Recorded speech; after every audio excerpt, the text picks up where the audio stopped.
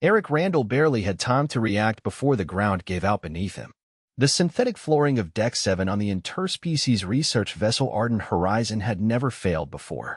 But then again, it had never had to support the weight of 2 armored engineers, 3 crates of fusion stabilizers, and a malfunctioning grav drill vibrating wildly against the floor panels. He hit the lower catwalk hard, his left leg folding under him at an angle that made him bite down on a yell. The pain was deep and sharp, but it wasn't until he saw the blood soaking through the tear in his pants that he realized how bad it was. "Erik!" shouted Rillex, the ship's lead alien physician, sprinting across the corridor with an agility surprising for something with legs twice as long as his. Its 4 arms fluttered with tension as it dropped beside him, scanning his body with a palm-sized device that emitted a low harmonic hum. "I'm fine. Erik tried to sit up, but the pain in his leg made him stop. "Okay. Not fine. Massive dermal breach." Rillex's voice shifted into a higher register. "Possible internal hemorrhaging. Tissue rupture. Contamination risk. Initiate code violet." "Code what now?" Erik asked, blinking. 2 more medics, both from the Rillex species with translucent skin and eyes without pupils, rushed in. One of them carried a shimmering containment field projector. The other had a sterilization lance already warming up. Wait. It's just my leg," Erik protested as they began to surround him. "Can I just get a bandage?" Rillex did not respond. He was busy shouting into his comms unit in Nithari, a language that sounded like a stream of boiling water. The ship's lights dimmed slightly as emergency protocols rerouted power toward the medbay. As the stretcher drone zipped down from the upper deck, Erik leaned back against the railing, wincing. "I stepped wrong, all right? I'm not dying. It's just bleeding a lot." "Your blood volume is visibly reducing," Rillex snapped. "You are experiencing a Class 4 trauma response." "Class 4. Erik tilted his head. "That's pretty serious, huh?" "No time for jokes," Rillex said. "You may be slipping into terminal shock. I'm literally talking to you. You could be delirious." "I'm not. Oh, hell, fine. Do your thing." It took 10 minutes for the team to stabilize him enough to transport. The medics insisted on using containment protocols usually reserved for biohazard exposure. By the time they reached the medbay, Erik was sealed in a pressure field, his legs suspended and surrounded by diagnostic drones. Rillex barked orders in 3 languages, one of which involved whistling. The bleeding had slowed, but the gash extended from his mid-thigh to just below the knee, ragged at the edges, fibers of muscle glistening where the skin had torn. Erik grimaced as the main scanner passed over the wound. One of the Rillex medics hovered beside Rillex, whispering anxiously. "No, he cannot be sedated," Rillex replied. "Not until we identify the full extent of the damage. Human biology is unpredictable. The last one went into cardiac arrest over a mild anesthetic. That was because you dosed him with enough to knock out a Grawl beast," Erik muttered. "You were not here for that," Rillex said. "Do not undermine my caution." Midway through the examination, the ship's captain, a stoic Averun named Khalef, entered the medbay. "Report," he said, his pale orange eyes scanning the chaos. "Human crew member Erik Randle has suffered a compound soft tissue trauma with possible internal rupture. We are preparing for emergency bioskin grafting." "What?" "No," Erik interrupted. "You're not grafting alien skin to me." "Not alien," Rillex said, blinking. "It's synthetic, designed from your DNA. We mapped your genome during onboarding." "You mapped my what?" "Standard procedure," Rillex said, waving a hand. "You signed a consent form. I thought that was for the cafeteria allergy list."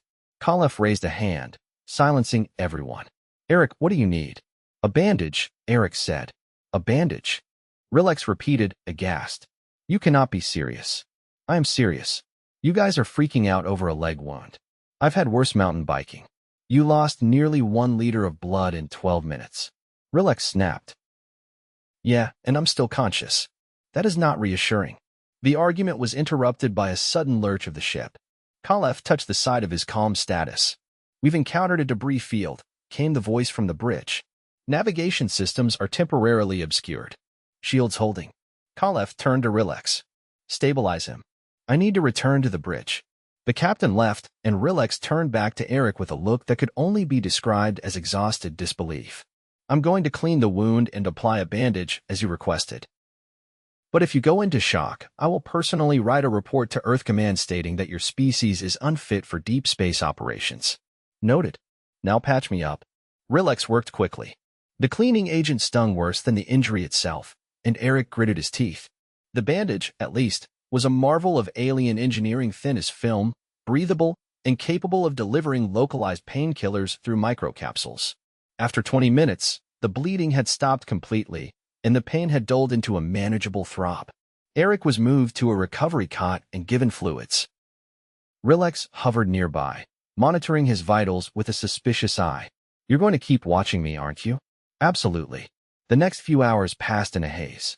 Erik dozed lightly, waking each time one of the medics poked at his leg or checked his pulse. Eventually, Rillex allowed him a nutrient bar and a bottle of water. "Is the leg broken?" Erik asked between bites. "No," Rillex said, "but the muscle layer has sustained significant tearing. You will not walk properly for several days." "Sounds about right," Erik muttered. He remained in the med bay for the next 48 hours.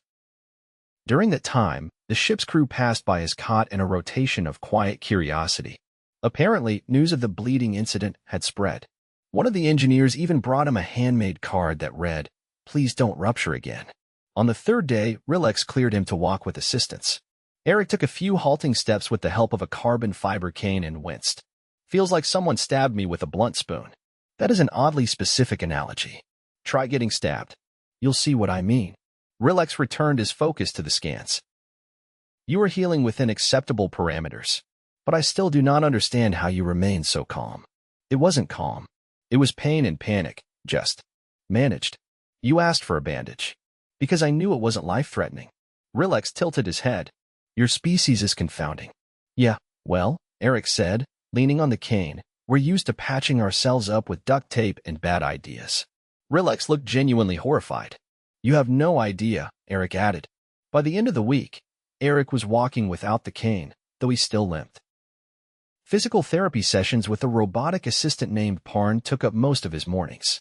The rest of the time, he spent reviewing safety protocols with the engineering team. His fall had triggered a full inspection of Deck 7, revealing structural fatigue in over a dozen panels. Repairs took days, but the incident had forced the crew to reevaluate load distribution across the ship. "You may have saved lives," Kalev told him during a briefing. "By falling through the floor?" "Yes. That's possibly the dumbest heroic act I've ever heard." "It's not uncommon in deep space," the captain replied. Later, in the mess hall, Rillex approached him with a small box. "What's this?" "A backup leg bandage kit. Custom designed for your physiology, in case you decide to fall through another floor." Erik opened the box. Inside was a compact roll of the same advanced bandage used in the medbay, pre-treated and sealed. "Thanks," he said. "I still think you should have been sedated. I still think you panic too easily. We are not used to species that bleed that much and survive." "Well," Erik said, tucking the box into his uniform, "welcome to humanity." Rillex didn't respond. But as he turned to leave, Erik swore he saw something that looked suspiciously like a smile. 2 days after his release from the med bay, Erik stood barefoot on the cold metal floor of the ship's hydroponics bay, trying to coax a stretch out of his healing leg without tipping over. The ambient hum of the nutrient pumps made a low, comforting backdrop as he reached both arms overhead and winced. "I told you not to overextend the hamstring yet," came a familiar voice from behind a row of broad-leafed Relin plants. "I'm not overextending," Erik said. "I'm testing its tolerance." "You're tugging it like it owes you money." Rillex emerged, holding a soil nutrient sampler shaped like a bent tuning fork. His upper left hand held a data slate, and his lower set of hands were coated in flecks of green biogel. He looked at Erik's leg, then at his face, then back at the leg. "You're sweating," Rillex said. "You only do that when you're either in pain or lying." "I'm just warm. This room is cooled to 20 degrees Celsius." Erik leaned against one of the irrigation support columns with both hands. "You always this cheerful around plants?" "Plants don't ignore recovery protocols." "I'm not ignoring them. I'm adapting. Reckless improvisation is not the same as adaptation." "Depends who you ask." Rillex set the sampler down and wiped his hands on a cloth that had once been white. His second pair of eyes narrowed, which Erik had learned to interpret as irritation mixed with reluctant curiosity. "You are not scheduled to resume physical labor for another 3 days." "I'm not lifting anything. I'm stretching. And I'm bored." "You ever sit still for 72 hours straight?" "Yes. During my 3rd molting stage." "Not helping." Rillex tapped at his data slate and made a noise that sounded like a sigh filtered through a harmonica. You should be resting in quarters. I've been resting. I'm rested. I'm dangerously close to learning embroidery. That might be safer. I'd probably stab myself with the needle and send you into another code whatever. I have updated the classification system, Rillex muttered. There is now a code, Randle. Erik laughed, then shifted his weight and hissed through his teeth. He grabbed the support again and looked down at his thigh. The film bandage was still in place, slightly opaque now with healing tissue beneath. No blood. No swelling.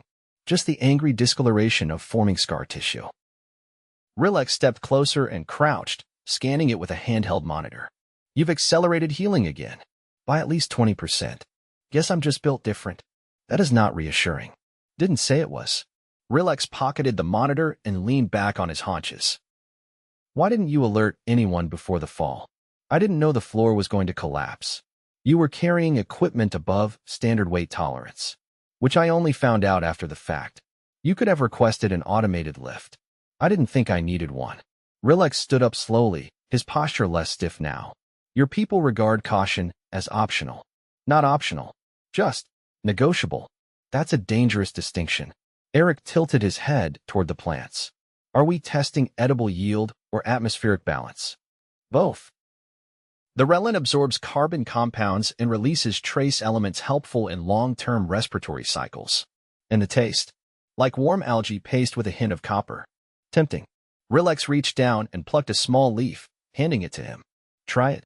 Erik sniffed it, then bit off a corner. He chewed slowly, then frowned. Okay, that's not copper. That's like licking a battery. Same family of ions. I'm not surprised. Rillex returned to his sampler and began adjusting the depth gauge. The captain has requested a full risk assessment of all human-compatible areas of the ship. Because of me? Because of the floor. Right. Erik stretched his arms again, more carefully this time. You know, back home, this kind of injury wouldn't even make the local news. You don't have news about personal injuries? Only if someone gets attacked by a bear or something. Rillex looked up. A bear. Large land predator. Teeth. Claws. Likes fish. And you coexist with these? Well, we try not to. But they wander into town sometimes. Rillex paused. And if one of these bears injures a human, people usually just patch up and keep moving. Unless it's really bad. You sustain predatory attacks and resume daily activity? Yeah. Why? Rillex blinked. I am beginning to suspect your species evolved through deliberate trial by trauma. That's not far off. The irrigation system released a fine mist over the plants with a soft hiss. Erik leaned into it, letting the moisture cool his face. You ever get injured? He asked.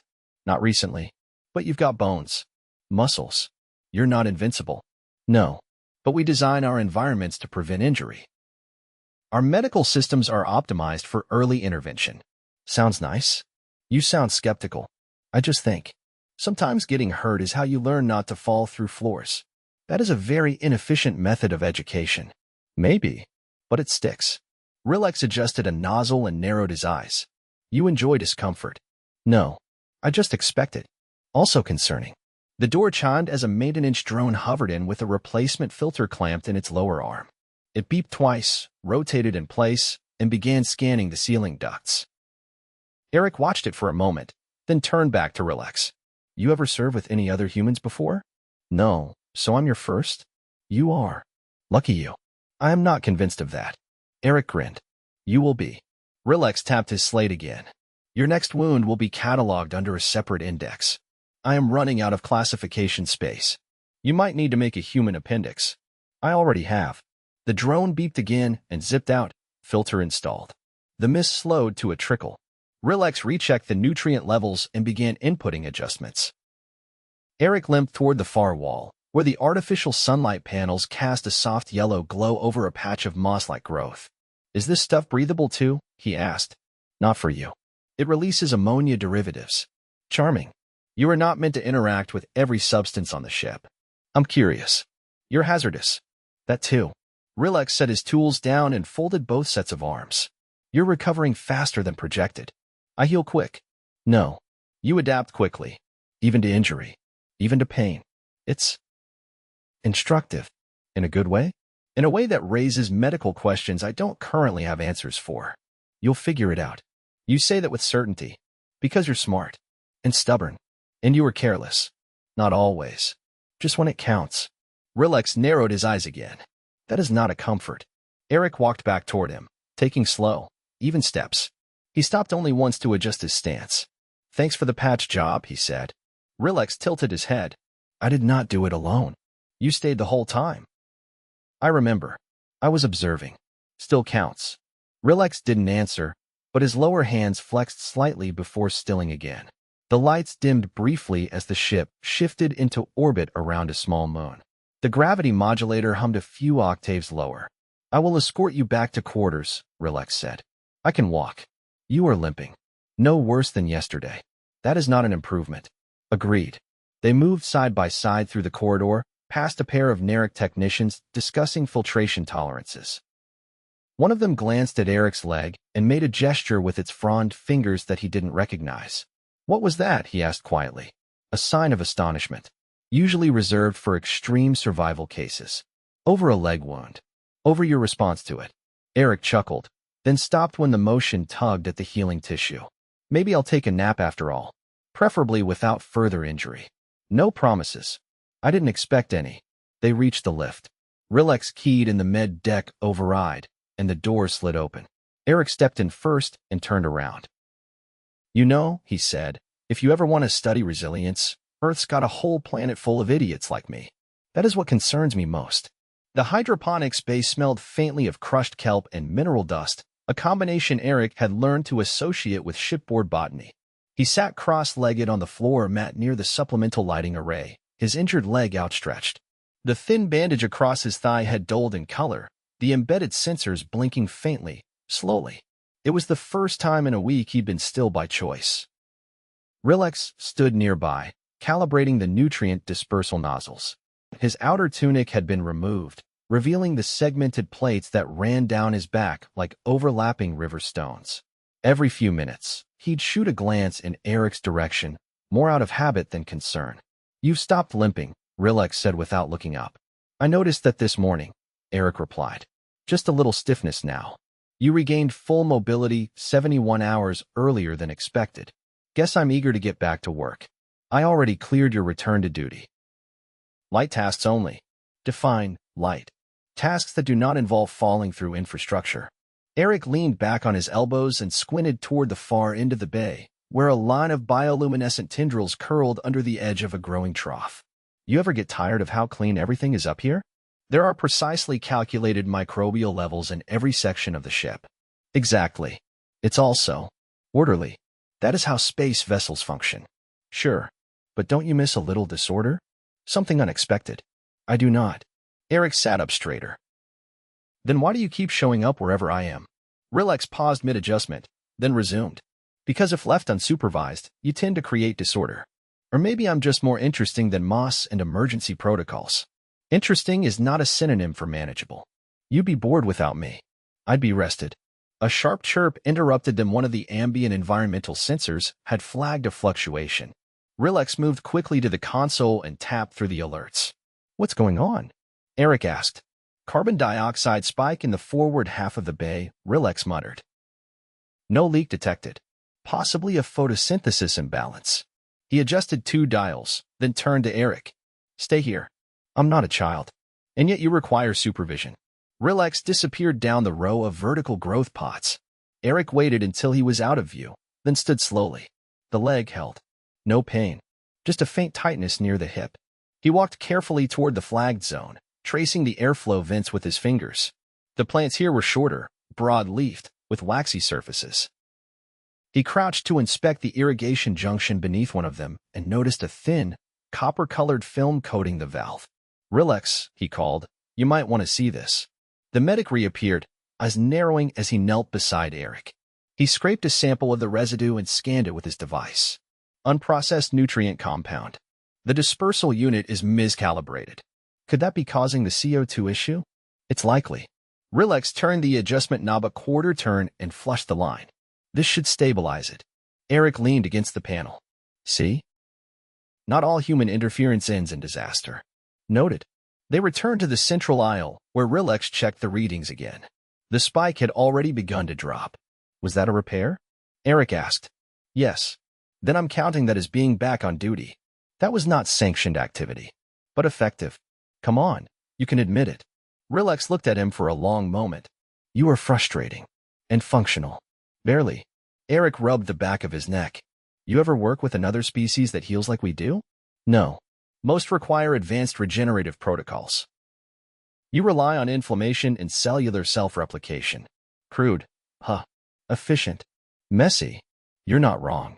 Rillex stepped away from the console and began sorting the nutrient cartridges by color.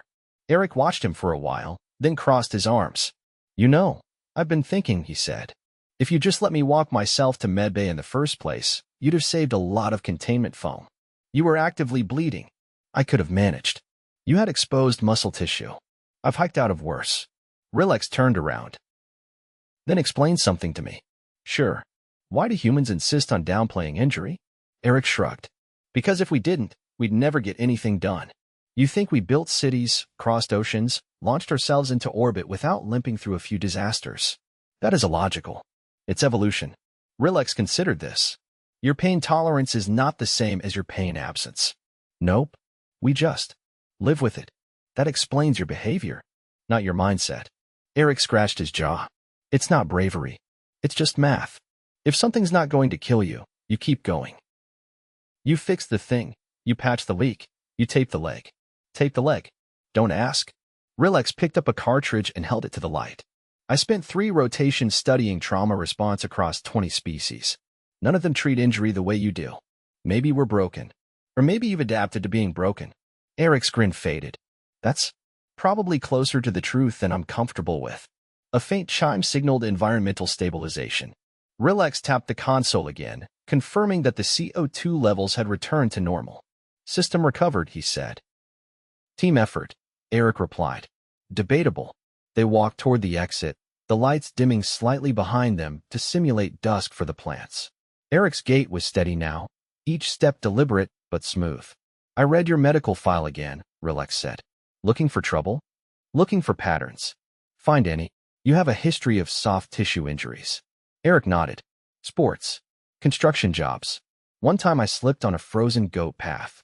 I do not wish to know what a goat path is. Fair. They stopped at the threshold.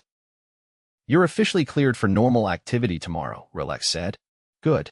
Because I'm running out of ways to be helpful without lifting things. I suggest staying upright. I'll try. Rillex turned to go, then paused. Do you experience discomfort now? Not really. Residual tension? Some. But I'll walk it off. I will prepare a muscle recovery gel. Apply it twice after activity. Thanks. Rillex nodded once, then disappeared down the corridor toward the medbay.